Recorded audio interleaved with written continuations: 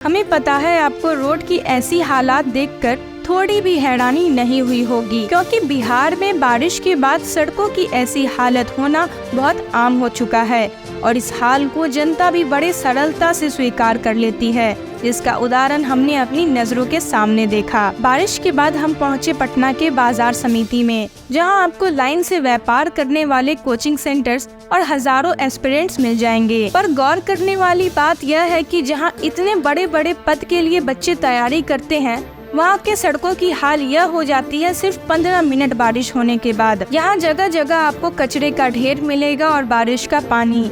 इसी सब की वजह से हर साल डेंगू के इतने मरीज मिलते हैं। हमने यहाँ पे कई बच्चों से बात करने की भी कोशिश की, पर शायद यहाँ पे बच्चों को समस्याओं पर खुलकर बात करने की आज़ादी नहीं है, इसलिए वह सिर्फ आते हैं, कोचिंग करते हैं और घर चले जाते हैं। पर इन्हीं सब के बीच हमें एक एस्पिरेंट मिला जिसने अपनी समस्याओं को सामने रखा।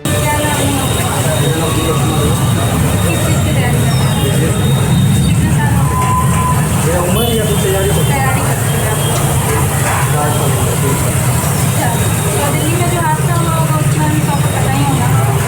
तो यहाँ की भी कोचिंग इंस्टीट्यूट में ऐसी तरह की जो लापरवाही बढ़ती रहती है, जैसे दिल्ली में पानी भरने से बच्चों की मौत हो गई, तो यहाँ पे भी ऐसा ही हाल है या फिर यहाँ की कंडीशन बेहतर है?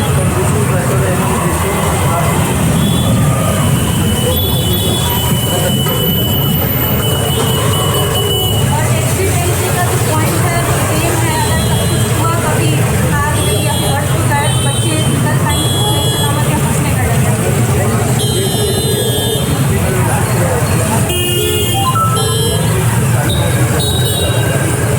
परेशानी होगी। तो और भी दिक्कत आपको कोचिंग में आप कुछ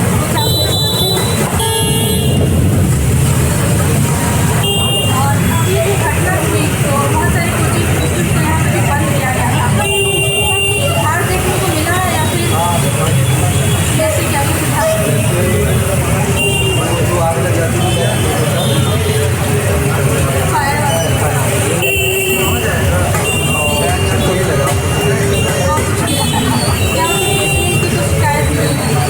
और लाइब्रेरी में भी जो यहाँ उधर हमने देखा कि लाइब्रेरी में भी बहुत छोटा जगह है और बहुत पैसे लेते हैं, तो यहाँ पे भी बच्चे लाइब्रेरी में पढ़ने आते हैं, तो यहाँ पे भी सेम हाल है या फिर यहाँ पैसे के मामले में और पढ़ाई के मामले में? और रोड के भी हाल देख रहे थे कि मतलब कि अब यहाँ पर ज़्यादातर स्टूडेंट रहते हैं, पर रोड की स्थिति अभी भी वैसी ही है।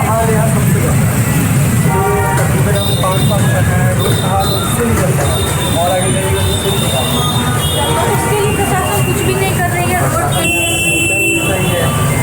तो जो दिल्ली में जो दिक्कत हुई वो तो रोड की वजह से ही हुई, तो यहाँ के भी रोड पे काम होना चाहिए क्योंकि ताकि कल को यहाँ पे कोई दिक्कत ना हो।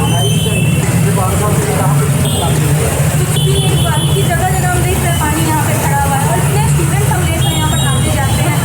स्टूडेंट्स का पूरा हब है, कोचिंग हब है, फिर भी कुछ काम नहीं हो रहा है।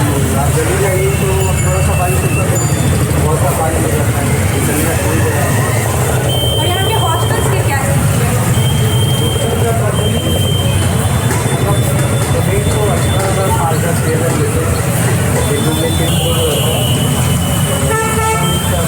तो जितना ये लोग पेमेंट लेते हैं उस हिसाब से सुविधा देते हैं या फिर बस क्लेम करते हैं कि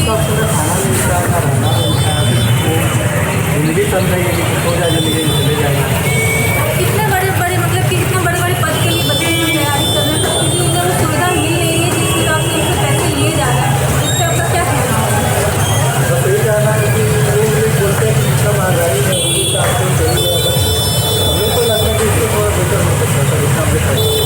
तो ये भी तो है कि जो लोग बड़े बड़े पद पर जाते हैं यहाँ से निकल कर या फिर दिल्ली से निकल कर, क्योंकि लोग जैसे हमने दिल्ली का घटना देखा उसमें भी उस इंस्टीट्यूट से कितने बच्चे आईएएस बने होंगे, पर उस हादसे के बाद कोई भी खड़ा नहीं हुआ उन 3 बच्चों के लिए। तो अगर यहाँ को कल ऐसा कुछ होता है और यहाँ से भी निकलेंगे नहीं, बहुत बीपीएससी यूपीएससी के एस्पिरेंट्स यहाँ से भी निकलते हैं, तो क्या वजह है कि यहाँ के बच्चे आवाज़ नहीं उठाएंगे? बचपन से ही देखते आ रहे जैसे हमने यहाँ पे बहुत बच्चे से बात करने की कोशिश की, पर कोई भी खुलकर अपना ओपिनियन सामने रखना चाह नहीं रहा है। तो ये कोई डर है या फिर बच्चों में झुक गया कि अपना ओपिनियन सामने रखने के लिए?